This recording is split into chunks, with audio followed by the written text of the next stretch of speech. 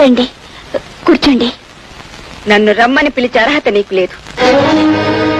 నా ముందు నిలబడే యోగ్యత కూడా నీకు లేదు. నాకు ఈ నరక కూపంలో కాలు పెట్టడం ఇష్టం లేకపోయినా రాక తప్పలేదు. మరంత అవసరమే వచ్చింది. నేను కాదు, తప్పుదారిన బ్రతుకుతున్న దానివి నువ్వు. పైకెంత అమాయకురాలిగా నటించినా నీ అవినీతి బ్రతుకు లోకానికి తెలియదనుకుంటున్నావా? నీతి అనేది ఏ ఒక్కరి సొత్తు కాదు. పిలవని పేరెంటంగా నా గడపలోకి వచ్చి నన్నే అవమానించడం, ఏవో అపోహలు పెట్టుకుని నా మీద తప్పు వేయటం ఆదిక్యత అనుకోకండి. అంటే నువ్వు తప్పు చేయలేదా?